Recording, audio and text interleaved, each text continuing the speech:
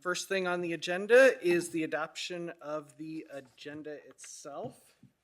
And I have two things and before we move to do that, I would like to move to amend the agenda to remove 4, consideration of approval of minutes, and 6B, which is DB annual budget, from the agenda to be placed on the December 12th agenda. Do I have a second? Second. And just so you know, the reason is because I've got a few. Was that Ann or That was April. Thank you. And I have this written out if you need to see it, No, just to that's make it easier. Okay. And the reason is because I've got a couple, I don't want to nitpick the notes in the meeting. I've got a couple edits that need to be made to the minutes. And so rather than nitpick that, I'm going to send my amendments to the secretary, and then we'll just approve them next week. It was my thinking on that one. And then DB, which is the annual budget, that one also requires an amendment of another policy because the language is being moved from that policy to that one. So I think that it would be better if we moved both of them together rather than one in one meeting and one in another. Which one was That's that? correct, DB. So Oh, right, yeah. yes, December 12th, please. Oh yeah, you're right. Yeah. Yes, okay. MSBA amended both of those in 2022. So it makes sense that we just adopt them both at the same time. And yeah, I believe what's happening is the language is just being moved from Yes. one to the other, so it's not that we're out of compliance. No. And that way we don't have the language doubled up in both policies. Right. DJFA, I believe. That's the one that I've been told is still Yeah. being reviewed by administration. And that's the one that. Yes, that MSBA DJFA. That's one that MSBA has at its board that they haven't released yet, so. Okay. Either way. Either way, if we need to move it to another agenda, that's fine. I do think we need to put them together if that's the will of the committee. Does anyone else have any discussion? All right, hearing none. All in favor, please say aye. Aye. Aye. Any opposed? All right. And then do I have a motion to approve the agenda as amended? I move to approve the agenda as amended. Second. Marjorie? Is there any discussion? All right, hearing none. All in favor, please say aye. Aye. All opposed? Okay. All right. Next thing is the reading of the equity statement from Carla London, who is not here. April, do you happen to have that in front of you? Yep, it's on the agenda. Columbia Public Schools, through action and in partnership with families and community, will uphold the values, policies, and practices that promote cultural competence. We will accept, embrace, and empower students and staff in their individual identities to establish and sustain human dignity, justice, and equitable treatment and inclusiveness in the classroom and workplace.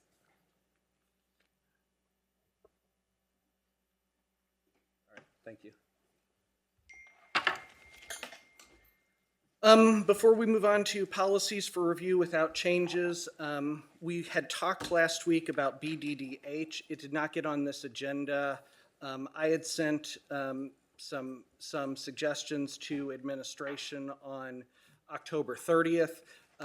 They didn't get put into the right format and all that in time for this meeting, so I just, we can't actually talk about it since it didn't end up on the agenda, but I'd just like to ask either Dr. Yearwood or Grant just to let us know where that's at so that we know that it's going to be on the next agenda. Sure. So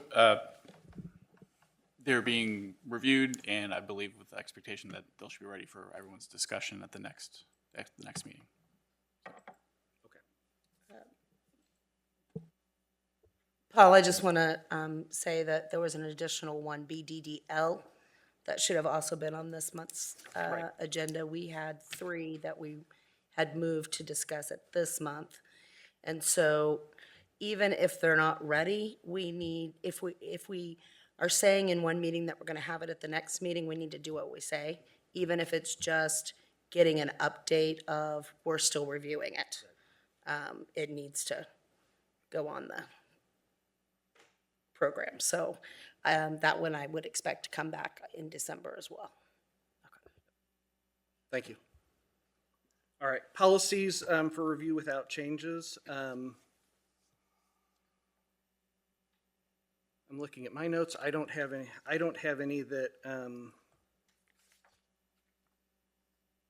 I believe specifically needed to be pulled off of that. I thought there was another one on there that was.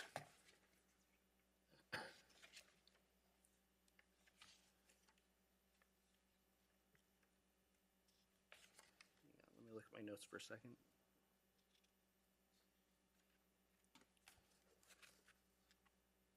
Is BCE on this? BCE is listed on the policies for with review without changes. Okay, all right, so then I want to have a discussion about that one. So before we pull that one up, I talked to Suzette Waters about this one over the weekend, and there is some desire to roll this back to give a little bit more flexibility to leadership. Right now, this policy has some specific committees that are in the policy itself, and the model policy allows the leadership of each board annually to determine what committees are on that. So I'm going to move that to the next agenda and to ask administration to place both the model policy and the current policy on the agenda so that we can discuss the difference between the two. Would you like me to send the core policy to Ann and Marjorie so that they can review that before the That would be next meeting? wonderful. Okay. And just I'm assuming we'll discuss this at the next meeting. Is the conversation meant to focus on making this more broad in terms of what a committee is, or to remove these committees and let leadership make decisions about what committees the board will? I think the desire right now is to allow the leadership to determine what committees are proper for that year, to not lock the board into 3 very specific committees. That doesn't mean that we won't have those same committees, but it may mean the composition of them could change. Or, for example, this year we actually suspended it because we didn't think we could put 3 board members on all the committees. And then some of us are doing some double duty in order to make that happen. So even though we suspended it temporarily, we're actually following it right now. So we can take as much time as we need, but we did promise the general public that we would start reviewing this before the end of the year. And so that's why it was on the agenda for today. And so if we could start that discussion, I'm more than happy to discuss whatever we need to, but I'd like everybody to look at the model policy as well as the current policy to see what they think Compare. in the next 30 days. Can I get some clarification on, you said the general public had some concerns about our committees? No, Suzette in the board meeting specifically stated we would work on it before the end of the year. And so I don't think there's any, it's the promise that was made in the meeting that I'm more concerned with, making sure that we are following, not that I heard anything at all from the general public about it. It's that we made a public statement, so I think we need to follow it. Actually, it was the May Policy Committee meeting where the Policy Committee committed to reviewing this by December 31st. Okay. Yes, Yes, and if we could put just the model and this one so that we can have the discussion next time, I would appreciate it. And, okay, so all in favor? Wait, what are we voting in favor of? I'm sorry, to move this policy to the next agenda. My mic is off. Oh, but the one next to you isn't. The motion on the floor is to move this to the next agenda so that we can discuss what leadership discussed with me over the weekend. Okay. Second. All in favor? All opposed? Ayes have it. All right, thank you. I did. April 2nd. Okay. So the remainder of the policies without changes, does anybody have any preference whether we do it all in one group or individually? I have a question about JGE. Yeah. Okay. We had, what had administration thought about AP1, JGE, AP1, and AP2? That was in your email that you had sent. Rather than wordsmithing this policy to death, were we interested in adding in or adopting JGE, AP1, and AP2, actually, because one's related to IEPs and one's related to 504s. So, had you guys had a chance to look at those? Yes. Looking at JT and also looking at input from patrons here, I was going to ask that we add a statement in that we would incorporate information about discipline from IDEA procedural, safeguards notices. That that's a pretty hefty document, and I think that we should be following those guidelines under IDEA. So I was going to see if we can add a statement in to help us with that. Okay. Let me go back here.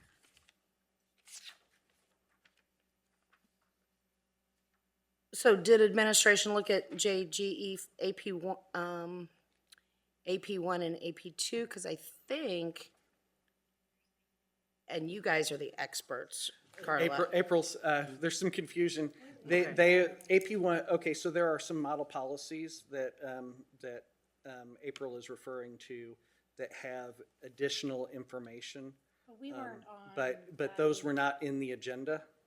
Nor were we on any email. Were we? I have an email from you. It should have been on my. October 30th On my email. October 30th email. I mean, that's what I'm looking at right now, and I don't see, Scroll down. I'm looking for the attachment. 'cause I No, don't it's have- not attached. Oh, because I don't Scroll have. down, keep going. Right there. He asks about, to administration. Right, but we haven't had Yeah. a chance to No. review them at No, all. they did not No. end up on this agenda. Okay. Okay. Put it in there instead of- Just, Yeah, because I read this email, but then we didn't have Right. the ability to review them at all. Which we're so supposed to be We were doing just waiting on administration to do that. Correct. right, We right. were waiting for the answer from administration to find out if we need to put those on an agenda. Yeah, and I just asked if AP1 and AP2 are, rather than referencing, what did you say? It was April, your thing is off. 27-page document, whatever you Yes. were talking about. Rather than referencing that, is a lot of what is in that streamlined into AP1 and AP2, where if we just adopted AP1 and AP2, it's right there. Parents aren't having to then go dig someplace else, Oh, I see what you're saying. is what I'm saying. Yeah, Can someone summarize AP1 That would- and yeah. AP2 for us? please? Sorry. I'm sorry to be difficult, but. No, you're right. It's an administrative procedure about, for students with, AP1 is students with disabilities as related to special education services, and AP2 is related to students that have 504s. And it gives a lot of definitions about what a short-term suspension is, what a long-term suspension is, Whether they still receive special education. whether they services, still whether- receive services, what happens is suspension for 10 days or short-term suspension, things like that. And it lays it out, I mean, it's actually pretty awesome. And what Is year, there- what I year was thought- that passed? Or what year did MSBA last update that? January of 2022, Yeah, because there was new guidance that came out in Yeah. 2022, so that's, Yeah. I just want to make sure that was in there. yeah. Is there a reason it's not already cross-listed with, It's not We haven't something that adopted it. that Got it. CPS has adopted. okay. Yeah, the question that I was asking was, does it need to be brought to this committee? And because it does summarize very well that 28 pages of Right. of document. And so I do know that there has been at least one comment from the general public about putting a little bit more information into the. I've gotten two, I got another one, And I haven't looked at my email, previously. Yeah, Yeah. recently, but. I think it makes sense to have, whether it is language added, which would be reasonable, or whether if there's already something written, we adopted it. I was gonna come in today and say, I think we need language, we can't write it on the fly, so we should send this policy back. So that's what I was gonna come in saying anyway, but I didn't know about this other thing that we could adopt. It seems to me, as somebody who reads a lot of those regs and reads IDEA, like, it takes a long time to dig through and like figure that out. And if your child's being suspended at the time, it would be nice if it was just clearly written out, just as it relates to discipline, what's gonna happen. No, go ahead. So my comment was just going to be that discipline is very multifaceted. So we've talked several times about policy being broader than procedure, which is what the APs are, right? It's procedure. So, and I think April was referencing, I think, the same email that we saw. So some of that information is not necessarily correct. So I think it was mentioned about like a child fined, and that every student that's suspended with a disability needs access to the exact same situation or alternative setting. And so actually DESE had not said that that was something that needed to be required. They suggested that we put the word may in there. So for instance, if we have an eloper or someone whose services were not able to be met in ACE, which is the alternative program that was initially referenced in here, And then it that's would an not be the AP, appropriate it setting. says that in AP1 or AP2, it says that? So those would just be part of the administrative procedures. Paul, what day did you say you sent? It was October 30th. Right, but But it was just a question. It was not, I was not anything detailed. And I'm not referencing the email that you're alluding to, Carla. It was something completely separate from this, but the email that I received led me down the path to discover AP1 and AP2. And it seems to be so much more clear cut. And I'm wondering, because the policy committee has adopted other AP documents in the past. So I just like that a parent is able to be able to find, something rather than looking through a 27-page regulation document, or whatever that is. I have Okay. a motion. Perfect, that's what I was gonna ask I have a for. motion that we move this policy to the next meeting because there's information that not everybody on this committee is aware of. And so a discussion of that information, I don't think is very fruitful because I would have to abstain from any vote at this point without having access to the information.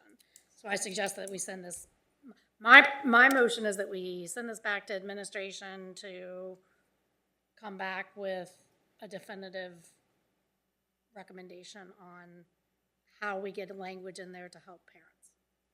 Second. Any further discussion? All right. All in favor, please say aye. Aye. Opposed? Would you like me to send them the AP1 and AP2 Yes, please, also? please go ahead and send them the AP1 and AP2. All right, are there any other, Will you send me the motion?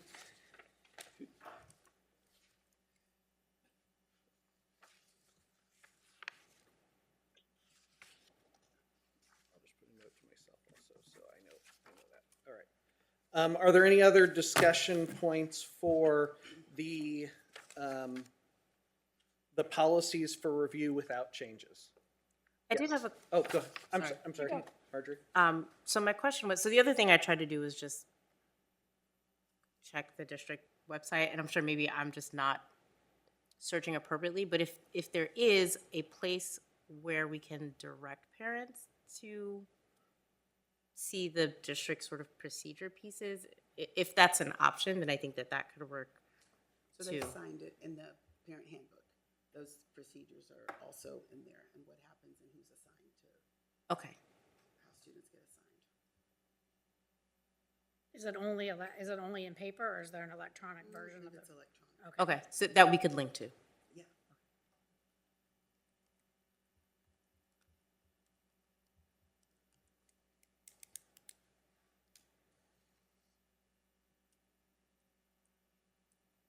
And were you specifically talking about a certain policy or just in general? Just in general, Okay. specific to students with disabilities. Okay. Sorry, yes. All right. Are there any further discussion related to the policies for review without changes?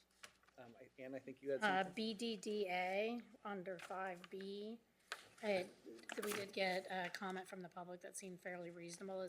I'm just wondering, is there a reason why we don't also have it posted on, or have in the policy that we'll post it on the district website? The notification of meetings. It is, but we can add, as a matter of fact, I'm glad you brought that up. That was one of the comments that we were gonna recommend under BDDA to add that it be posted on the bulletin board and the district's website as an amendment. That seemed like, and I think we're already doing it, so it's Yeah. just a matter of it being in the policy. Yes, so Excellent. so I should just, sorry. all right, that, yeah. So before we go there, we did have a question. I think it was the communications director. If that is in policy, that something is placed on the bulletin board and there is no bulletin board, Well, that's a good question. Is there not a bulletin board? Is it placed, because I've seen it placed on the front door of the building, which certainly complies with the sunshine law. We don't have a bulletin board in which we post these sort of things. I think some do. I don't know that it's everywhere. And is that, when we get down in the weeds and things, is that a violation if there's not a bulletin board and it's posted versus just, I think, what does the law stipulate on that one?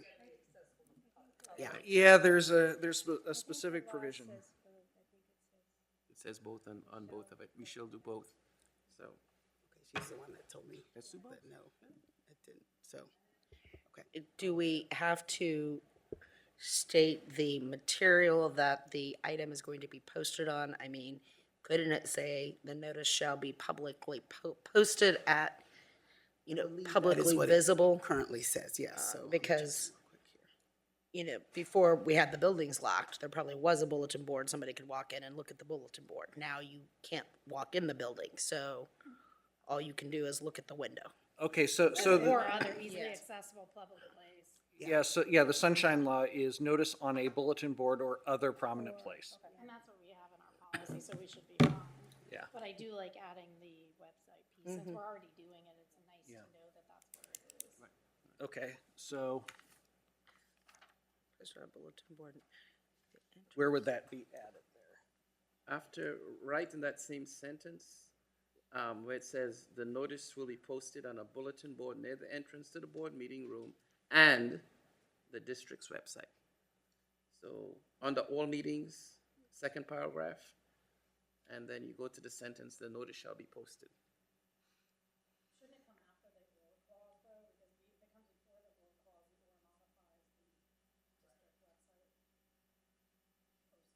Wait, mine reads, the notice shall be posted on a bulletin board near the entrance to the board meeting room and the district's website. That's what I was changing it to. I don't see an. You just have to be careful with the or, because Yeah. the or is modifying the last clause. Right. Right. Let me look at that. I think it probably belongs at the end of the sentence. Yeah. Right. Which sentence are you under, Ann? I wasn't looking at it. Which sentence is it? It's, How about this? Why don't we leave that sentence alone? And why don't we say, notice shall also be posted? And that way we're not mucking up with the or and ands and inadvertently messing something up. sure. Right.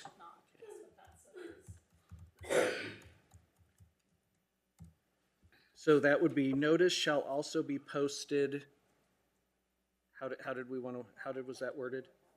Dr. Yearwood, how did you word that? Notice shall also be posted. On the district's website? The notice shall be posted, On the district's website? shall be posted on a bulletin board near the entry. No, so we said. we were gonna Oh, go no, with- the notice shall be posted on the district's website. So I hear that the motion on the floor is to amend BDDA to include after the first sentence of the second paragraph under all meetings, the sentence, notice shall also be posted on the district's website. Yes. Do I have a second? All right. Is there any further discussion on that? All right, all in favor of that amendment? Please say aye. Aye. Opposed? All right, the ayes have it. Are there any other amendments to this policy? If not, can I have a motion to adopt as amended and to move it to the Board of Education?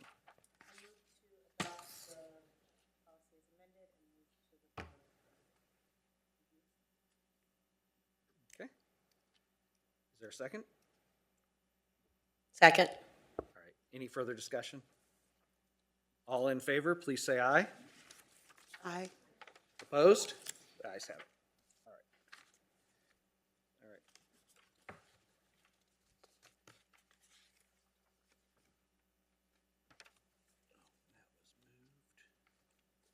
All right, so on the policies for review without changes, we have BHE, is that BL or BI? BI and BJ. Are there any comments about those?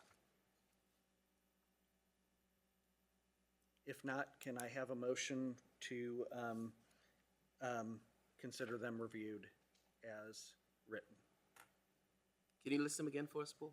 BHE, BI, and BJ are the ones remaining on the agenda as reviewed, no changes.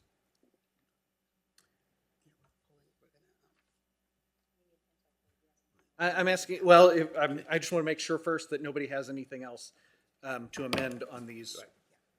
Did you have something you wanted to amend on one of these? Okay. No. So I'm asking for a motion just to consider that the policy committee has reviewed these and is recommending no changes.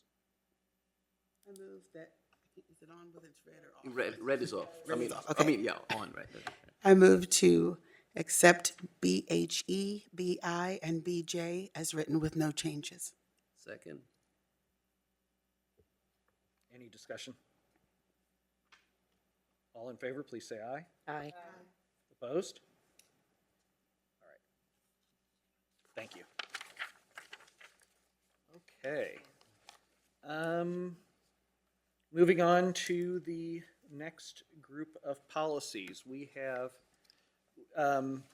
policies with changes, BBF.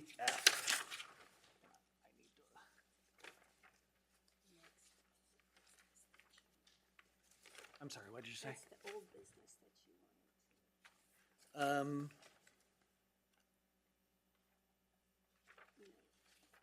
Oh, you know what? There were additions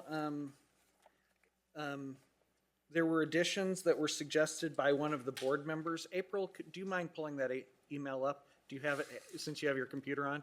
I apologize, I had meant to print out that email and that Blake sent me from the board meeting, and I did not do so today. Don't you have it in your packet?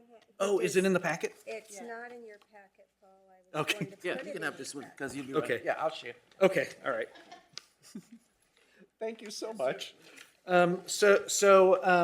Blake Willoughby, in the board meeting, requested that this be sent back to the policy committee because he had some additional, amendments he would like to make, and rather than do it at the board level, he asked that it be sent here. Okay, I'll pause a second just to make sure. Okay. So his four additions are, and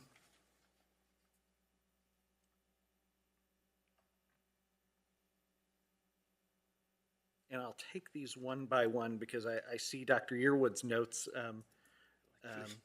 here too. So he may have some statements about this. It's a Dr. with Mrs. London Okay. collaboration. Yeah. So the first one is within the duty of care section.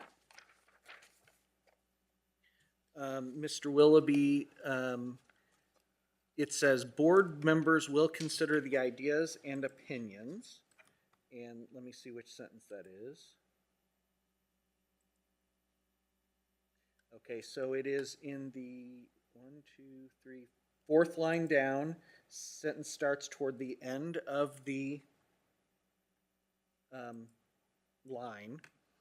So he suggested amending that to say, board members will consider the ideas and opinions of administrators, advisors, and other board members, as well as any input received from district residents before casting a vote based on the available facts and their independent judgment in meetings. So he is adding, after the word vote, he wants us to consider adding the words based on the available facts and their independent judgment between the word vote and in meetings. Yeah, I know. So the sentence would then read, board members will consider the ideas and opinions of administrators, advisors, and other board members, as well as any input received from district residents before casting a vote based on the available facts and their independent judgment in meetings. That is what he said, yes. Sorry, I'd meant to get this. Was there a rationale offered as to why that felt? There is no rationale on that one. As written, that is a misplaced modifier, that is modifying the vote. Yeah, So the vote was based on before casting a vote in meetings based on the available facts and their independent judgments. So that doesn't actually make grammatical sense, so I can't. Is the edit the available facts piece that is added? 'Cause I could see that I being don't, included with ideas and opinions. But What is based on the available facts? I don't know. I'll be honest with you, I think it was casting the vote based on available facts, but if you look in there, and I think Paul, it's in those notes there, in the second sentence, they will act in good faith and in a reasonably prudent manner after due consideration of all provided information. That all provided information is the available facts. I tend to agree, so I am hearing that nobody is going to make the motion to amend based on that, so I will move on to number 2. And these are just additions to the list that we last time added to, which are the 2 in blue on your paper. So he The next one is, board members will refrain from divulging confidential information presented during closed sessions except when required by law. Yes, yeah. No, it's a whole, it's a whole sentence. So it's Yeah, number yeah, 16. yes, I'm sorry, it is number 16. It's number 16 that MSBA originally Yes. struck out and gave us the new wording. So does anyone want to make a motion on that, adding back in 16? That's fine, that's fine. Are there, is there any board training on how to handle confidential information? All board members are required, and I'm gonna get the number wrong, 18 hours, was it, in the first year? Okay, so 18 hours in the first year, and then you have to take refreshers after that. A lot of it is based on sunshine law, FERPA training, training related to being a mandatory reporter, finance and things like that. And then, of course, we also go to refresher things where they refresh those things. I do think that the training does point out that sunshine is important and that we should not be divulging confidential information. Certainly, I feel like that falls under the duty of care as written. However, I'm indifferent as to whether this whether this needs to be added, simply because I do feel like we do have board members have a duty of care to ensure that those things are not divulged. But because we have a duty of care, if it's the will of the committee to go in, I will certainly vote for it and go with the consensus. What we know about it, I think, is in the explanation. Yeah, so if you'll look at item number 4 on that list there, avoid conflicts of interest or the appearance thereof and safeguard confidential information. So they've included it, just item number 4 on that list at the bottom of page 1. So they've put, it's also covered Okay. in there. Do you have any?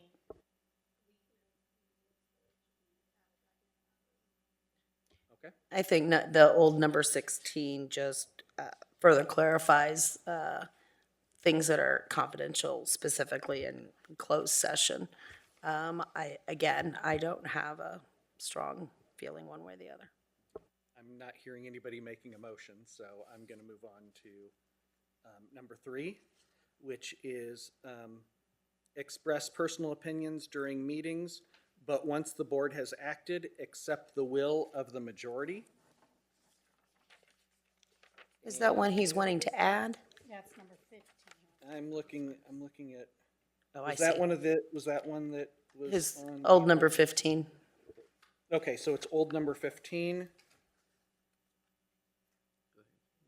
So again, I think that in their rewriting of this, or consolidation or expansion, it looks like they actually added more. Look at item number 5. Recognize that the board acts only as a formally convened body and that individual board members have no independent authority to speak or act on the board's behalf unless they are designated by the board to do so. Feels like it could potentially fit in with, you can express personal opinions, but you're acting as a body. Right. I kind of like the way MSBA wrote some of these because they're less adversarial. Yeah, I would agree. Well, Don't fight anymore. And so I agree with Carla. I think it sounds better and I think it covers the same content. And I'm not sure what the point in adding them back in is, because certainly no one's gonna litigate that you did one but not the other. So it seems like kind of not that important. I would concur, and especially, board members still certainly have a right to express their opinion, but they have to accept that. It's not the board's opinion. That's not, that they lost, basically, if they lost a vote, which, that happens to all of us. So I agree, I like number 5 better. So does anyone, I'm hearing no motion on that one. Well, Or, I think, I don't necessarily have a motion on that, but what I would say is that the difference to me is that 15 really goes to what's articulated to us a lot is, yeah, you can have all your opinions that you want. Once the board makes that decision, right, you have to accept that, which includes not running around going, well, I didn't vote for that, or I didn't like that, but, they did it. You've got to, do you know what I'm saying? And that's what we've been taught through our training. And quite frankly, that's better practice. I agree that's best practice and all that, but I just feel like that yeah. more addresses that particular type of scenario. But I think it is important, and of course, I've not been through the training, but it seems to me that I get that if you say those things, which may not be best practice and may not get you reelected to the board, but if you say those things, you are only doing it on your own behalf. But to tell people that they can't say things, which is, I don't even read 15 as doing it, accepting the will doesn't say that they can't say things. I actually don't think you can. Yeah, Tell so people that you can't under say duty those of care, things. it says board members will consider, back up at the top Yeah. there, consider the ideas and opinions of administrators, advisors, and other board members, as well as any input received from district residents before casting a vote. So it's saying, I can have my opinion, we're gonna take in all the information. Yeah. But then 5 gets to the heart of, but once we've made a decision as a body, then we go with that decision.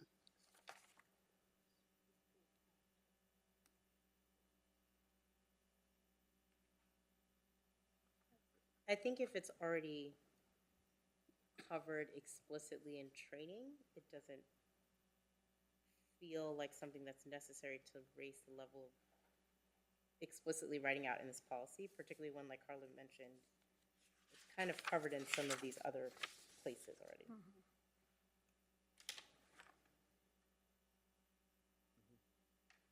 Is there any other discussion or a motion?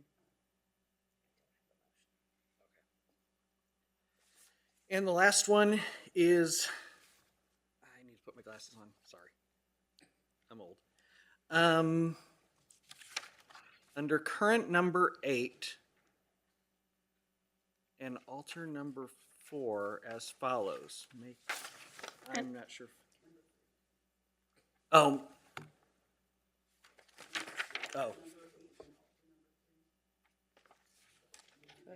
Yeah. Yes, cut the current number 8. So He felt like 8 was really kind of part of number 3. okay. But I know and that then- we specifically added that one. all right, In fact, I so- think Marjorie added that one last Got time. it. So then this would read, make every effort to attend all board meetings and arrive at meetings prepared to arrive. Make every effort. So To I discuss think the agenda items.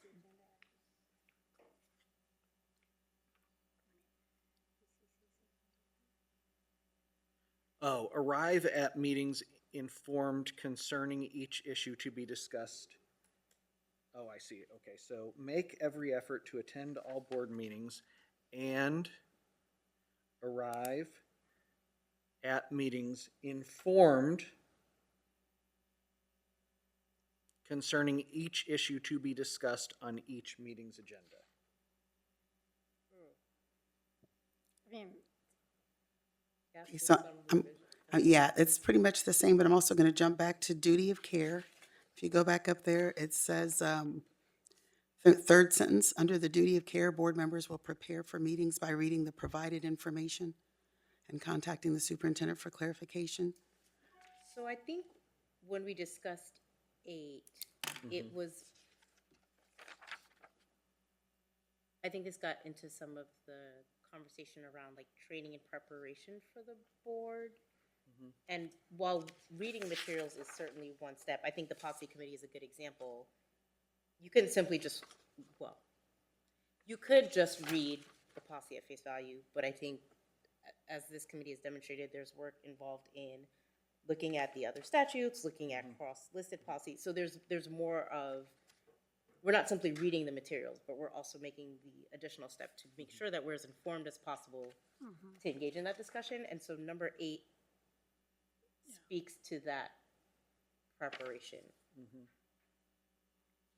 I think we could certainly cut 8 and rework But that sounds like some work. I 3. don't, yeah, you could add 8 into 3 by saying like, making it a much longer sentence, but like, I don't have a problem with 8. I was happy to vote in favor of it last time, and I Yeah. don't see any reason to do that revision, because you would just still have the same content in there.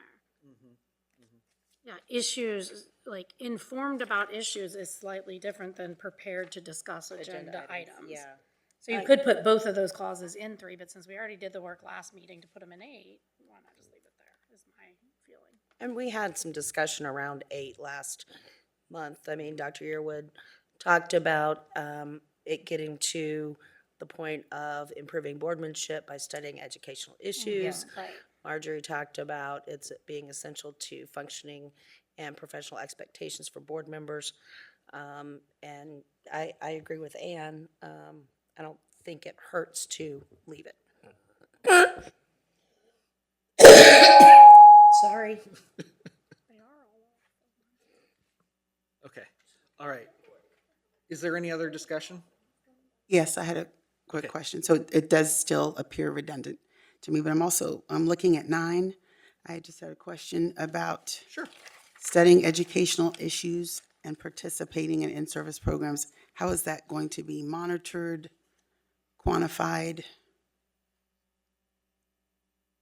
Because if we're saying we need more clarification, that coming prepared to discuss an agenda item, to me, seems that you'd be informed about the agenda item. But if we're saying we need come prepared and come informed concerning the issues, if we're going to keep that in, how are we going to monitor even 9? I mean, 8 and 9, to me, seem like they could potentially be pulled. But that's just a question that I had. My assumption is if I'm informed about something, then I'm prepared to discuss it, and vice versa.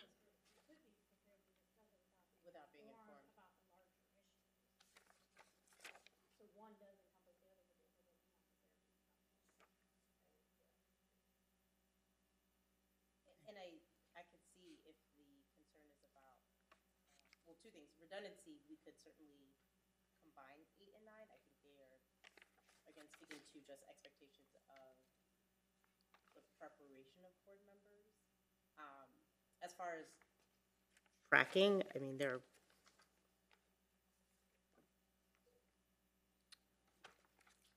I think some of it could be included in expectations for board training that already exists, and perhaps we're simply documenting that. I'd assume or anticipate that, I'm sure board members are doing things outside of whatever MSBA might be providing.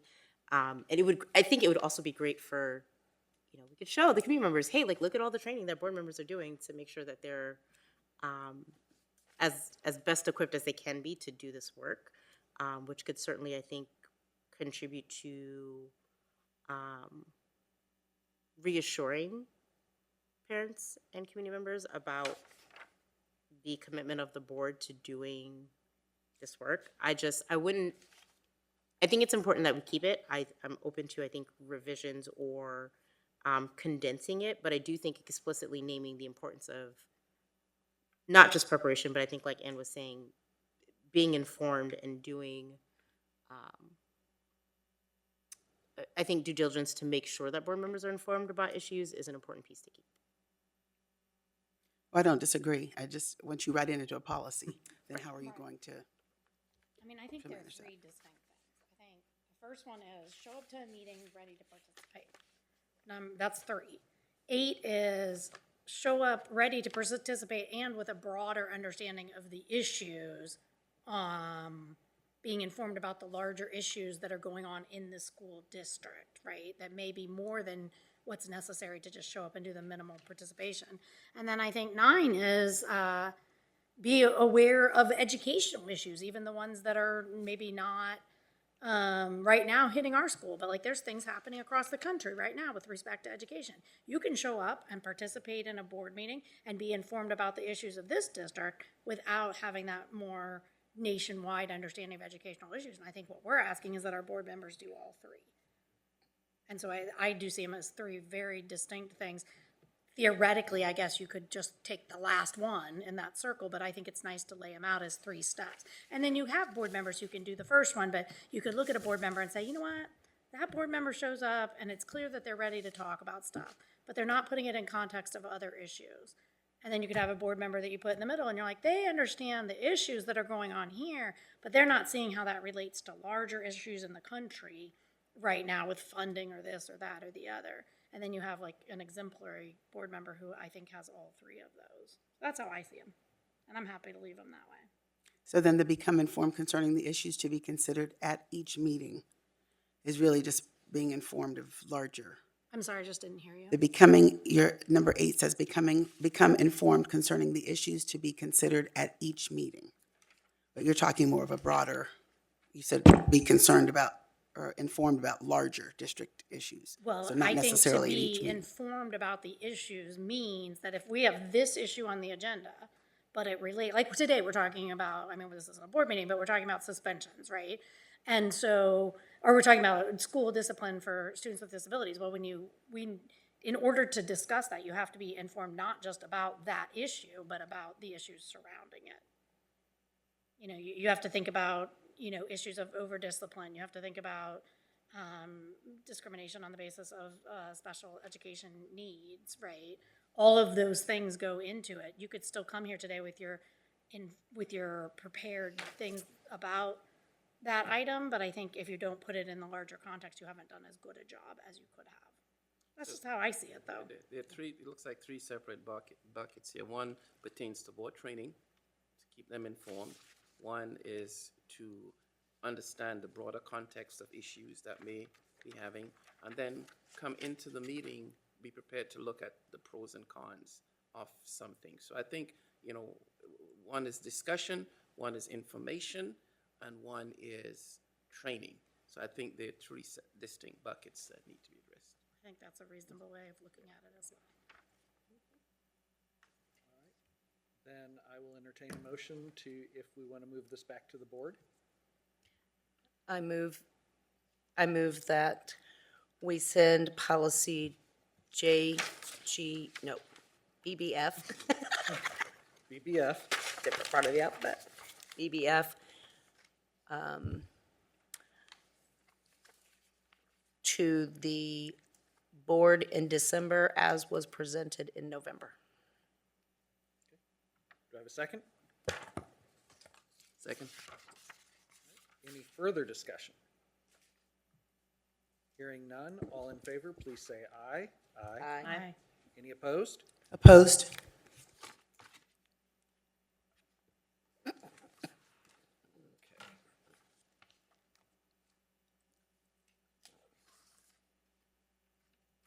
All right, so purchasing is the next one, DJF2.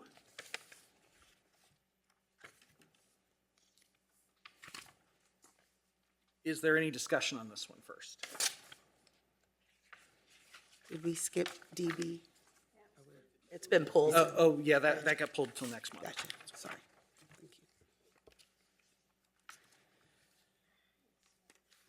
you. One thing that I see Ms. Arthur over there, so we do have an expert that could discuss this. I personally am in favor of moving the amounts up because these amounts were done years and years ago, and it makes sense. The part that I would like to discuss is on page 2, where it talks about price quotations for amounts under 50,000. And in looking at that, I am wondering if instead of saying may be required by the chief financial officer, to say informal price quotations shall be required by the chief financial officer for purchases of items involving an expenditure of less than 50,000 unless it is not feasible to obtain price quotations. So essentially doing due diligence, saying that it's a requirement to do some due diligence to ensure that we're getting the best value for our money. Which paragraph are you? I'm sorry, suggesting it's the first paragraph under on page 2, the first full paragraph. Second sentence. Oh, I see it, okay. So informal price quotations shall be required by the chief financial officer for purchases of items involving expenditures less than 50,000 unless it is not feasible to obtain a price quotation. So the only change would be from may to shall.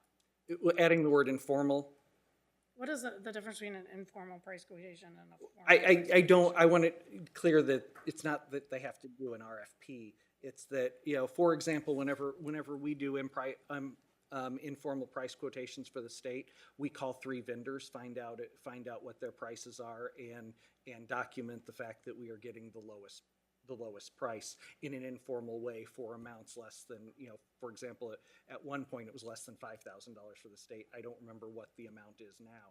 And so we would do that in order just to document for our auditors, hey, we're doing something, but sometimes it's not possible. For example, if you've got a product that is unique and not sold by numerous vendors, it's not feasible to get a price quotation, so you wouldn't have to do it. You would just say it's not feasible to get a price quotation because it's a unique product. I mean, I think this already covers that because it says first it's the word may instead of shall. And it's only if it is believed that additional savings could be realized. So I think the only difference that you're making by using the word informal, actually, I think adds a little bit of ambiguity because I don't know what price quotations, I know what those are. I'm not sure what informal ones are, but that's just my opinion. All right, then I can buy that. I think that I do like so you're okay with the shall. No, it's may, isn't it? Right now it's may, but right now, Oh, you want it to be shall instead Shall. of may. and I'm okay with leaving it. I want the may to be, what I'm suggesting is, and right now we're talking, there's no motion on the floor, but I kind of like that to be a shall so that it shall be done. And if you want to keep in, if it's believed that additional savings will occur, that's fine. I suggest we're changing that to something like, unless it's not feasible to obtain price quotations. But Heather may also have something to say here, so I'm more than happy to listen to her thoughts too. Thanks. Yes, we actually have some wording about this. We do have internal and the finance procedures manual that is our procedures that goes with this policy that requires price quotations above $3,000. And so my only concern is that if we put it in this policy that doesn't have any kind of parameters for like dollar amounts or anything like that. So saying shall, I mean, that can mean that's something different than what's in the procedures, unless we put an amount or correlate it with an amount. Okay. Because then if you want to buy something for $50. Right, and you think you now can get you a have price to do savings of you $5 shall or, do a- I mean. Yeah, that's a good point. I mean, is there a wording that, but I also, like whenever I'm board meetings, sometimes I say, what due diligence did we do? And you say, here's the things we did. And certainly, I think if we're raising it, I also think my thought is that, we want to make sure we're telling the public, hey, we really are doing this and ensuring them that we are. And I know you are, because I ask in board meetings, as you know, I asked, what did you do? And you say, well, we looked at the following things. And I'm good with that. I'm just, the may is what throws me here. And I think because policy is kind of your overarching thing, and we have the procedure, the underlying procedure that we have in the finance procedures manual that says that we will do it, that I think that kind of covers the concern. So the procedure right now, just a question for clarification. Right now, the procedure says that you will do it unless it's less than $3,000 or not feasible. It actually says price quotations are recommended for purchase of items involving expenditures of more than $3,000 in the procedure. So it's just recommended? Yes. But we do them every time? Typically, if there is yes, so it's not required, but again, we do try to do our due diligence, and if there's purchase orders that we require all the documentation of the price quotes to be scanned in to the purchase orders to show that we are doing them. So you're saying it's not actually even in the procedure that they have to do them? And you're saying you would rather have it, I would That rather, they I would have to rather do have it. something that says that they have to do it unless it's not feasible. But I also acknowledge that, you're right, I don't want to see it for a $50 item. You know, and my concern is we're also raising this from 15 to 50. And so want to make sure that at least in at least the 15 to 50, we're doing something like this. And I honestly, I don't mind having it, if, that we will do it, but if we have the dollar amount so that, in there, so that it's not, doesn't have shall, and then there's no dollar amount, and what's the with it. dollar amount that you do it for right now? As in 3,000, Three? 3,000. But also, right now, the bid limit's 15,000, so. Yeah. I mean, I don't know if there's any discussion about raising any of those amounts. So you're gonna do 3 to 15? I mean, right now it would be to 50 because we're raising we're talking about raising the bid limit from 15 to 50. And like I said, I think I think we should be doing that, and I think we should be following the statute as we've had these discussions in the past. But I'm okay if we say price quotation shall be required by the chief financial officer for purchases of items involving an expenditure of greater than 15,000 but less than 50. I'm okay if you want to put it that way. Yeah, that's fine with me. Okay. Okay.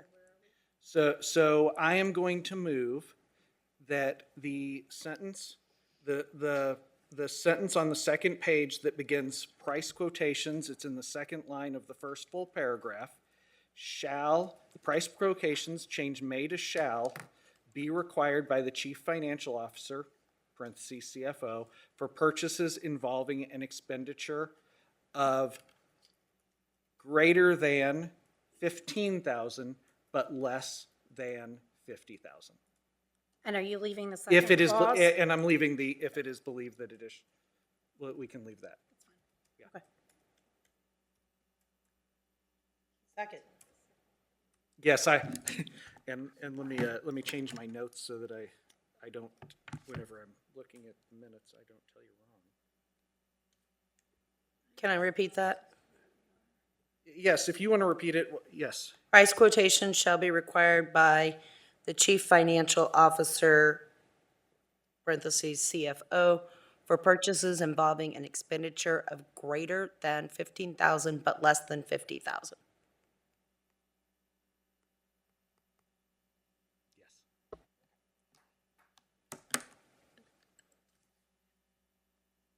Is there any further discussion on that motion? All right, hearing none, all in favor, please say aye. Aye. Opposed? All right. Do we have a motion on the policy itself? I move that we adopt policy DJF2 as amended. All right. Any further discussion? All right, hearing none. All in favor, please say aye. Aye. All opposed? All right.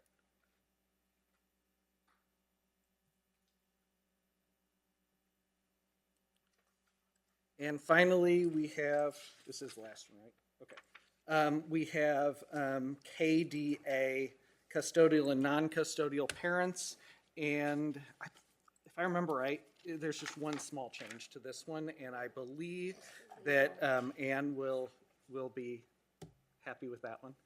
So we made this change in a different policy, and at that time I pointed out that we would need to do this one, and I'm really appreciative that we're doing it. Yep. So do I have a motion? I will motion that we adopt this policy as revised, Second. which is policy KDA. Is there any discussion? I did. Oh, yeah, go ahead. So I had a question. I know this was like the dismissal policy that we Correct. talked about, right? So, where it mentions visitation schedules, and it says that those are agreements between parents and not binding on the district. I guess my question is how is the district informed of those, or is it only if there's a court order? I guess these things can be complex and messy sometimes, and I just want to, I guess my question is, how are we ensuring the safety and well-being of our kiddos in these circumstances, if that makes sense? So the last policy that we looked at was about dismissal. Right. And it had in there that it had a huge clause that for any reason that the school felt that there was anything not safe going on, they could hold the child Right. until they figured the situation out. So I guess so we don't have similar language here, so is that something that should be here? And I'm not necessarily saying that it should, it is more of a question. Can you repeat, what are you asking, if it should be there? So in the dismissal policy, like there was a lot of language about the safety of the students and, right, whoever is coming to pick up the child. But here this is much more concise and doesn't have that additional information or details. Is it something that we should have here? So Grant may weigh in on this. My thinking is because this one is just delineating more about custodial and non-custodial parents and rights. That specifically that visitation one says that we need a court order if we're going to do anything different.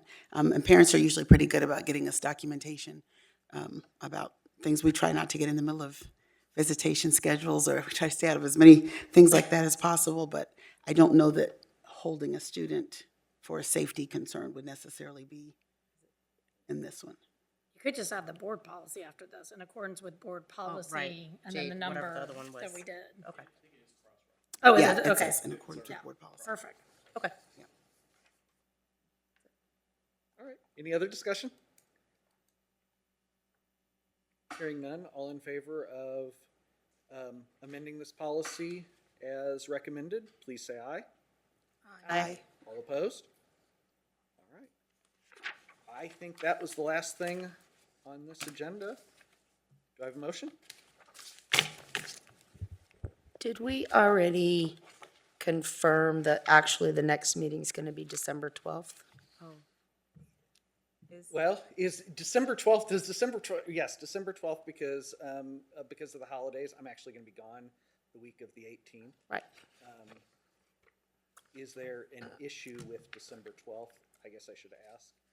I simply will physically not be in the state of Missouri, but if I can call in, then that should be fine.